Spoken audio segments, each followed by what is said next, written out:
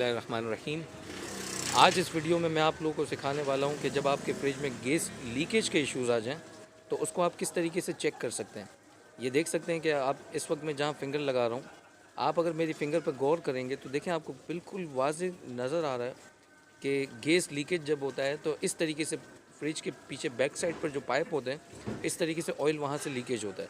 तो जब कभी आपका रेफ्रिजरेटर लीक होगा, गैस के इश्यूज़ होंगे, कूलिंग कम होगी, तो इसी तरीके से उसमें प्रॉब्लम नज़र आएगी।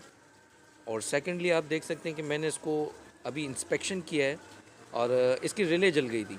तो जो लोग टेक्निकल काम इसमें रेफ्रिजरेटर ट्रेड फील्ड में करते हैं तो उनके लिए तो बहुत आसान है कि उसको किस तरीके से मैंने चलाया उनको पता होगा। लेकिन नॉर्मली मैं आप लोगों को समझा देता हूँ कि रनिंग और स्टार्टिंग को शॉर्ट किया जाता है और ओवरलोड को एज इट इज़ उसकी जगह पे हैंग किया जाता है। जैसे ही ओवरलोड उसकी जगह पे लगेगा तो इन केस अगर बहुत ज़्यादा एम्पेयर भी ले रहा होगा तो ओवरलोड उसको ट्रिप करेगा। तो मैं बाकी लोगों को भी सजेशन करूँगा कि जब भी अगर वो डायरेक्ट चलाएं तो ओवरलोड को लाजमी लगाएं और रिले के पॉइंट्स को आपस में शार्ट करके चेक करें। तो इससे ये होगा कि अगर ज़्यादा एम्पेयर आएंगे तो ओवरलोड कम से कम उसको ट्रिप करके थोड़ा सा रेस्ट दे देगा। अगर आप ऐसा नहीं करेंगे, आ गए, ये आप देख सकते हैं कि मैंने रिले इसमें से निकाली है और रिले निकालने के बाद हमेशा कंप्रेसर को हम डायरेक्ट चला के चेक करते हैं। कभी ऐसा भी होता है कि कंप्रेसर चल नहीं रहा होता तो उसको कैपेसिटर के साथ हम झटका लगा के भी चेक कर लेते हैं। तो वो एक अलग मसला है, जो टेक्निकल लोग हैं उनको तो पता है कि किस तरीके से चेक किया जाता है। लेकिन नॉर्मली जो वीडियो मेरी देखेगा उनके लिए मैंने एक आसानी ये बताई है कि देखें गैस लीकेज जब आपका फ्रिज होगा तो इस तरह से वाज़ेह होगा जैसे ये पाइप नज़र आ रहा है, ठीक है। और सेकंड चीज़, जब आपके घर में डीफ्रीज़र होगा तो ये जो चॉकिंग आपको इस वक्त नज़र आ रही है तो कोशिश कीजिए कि इसको पानी मार के या ब्रश मार के साफ़ कर लीजिए।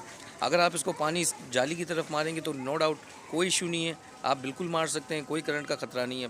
फ्रिज का प्लग आउट कीजिए और इसको सिंपली आप वॉश कीजिए और इसको दोबारा चलाइए, क्योंकि जब भी अगर इस तरह से रस्ट इसमें जमा होता है तो वो फिर ज़्यादा प्रॉब्लम करता है कंप्रेसर के साथ, ठीक है।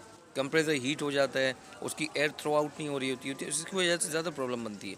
तो आप इसको खुद सर्विस कर लिया कीजिए।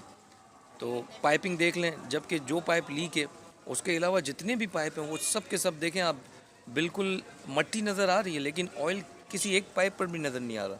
तो इसका मतलब यही है कि ये एक पाइप जो था यही लीक है। तो सिंपली अभी मैं इसको ब्रीजिंग करूँगा और वेल्डिंग करने के बाद इस पर मज़ीद जो काम होगा तो इंशाअल्लाह ताला ये फिर आप लोगों के साथ डिस्कस करूँगा। देखें बिल्कुल वाज़ेह है, डिफ्यूज़र है, हायर कंपनी का है। अब मिनिमम 2 ईयर हुए हैं और 2 साल के अंदर देखें ये लीकेज हो गया है। तो ऐसा इसलिए हुआ है क्योंकि ये देखें सफाई नहीं है, डस्टिंग बहुत ज़्यादा है। जहाँ इन्होंने इस फ्रिज को प्लेस करके रखा है यहाँ पर बहुत ज़्यादा मट्टी आती है और फिर कोने में रखा है, तो इस वजह से ये लीकेज हुई है। तो कोशिश कीजिए फ्रिज को थोड़ा वॉल से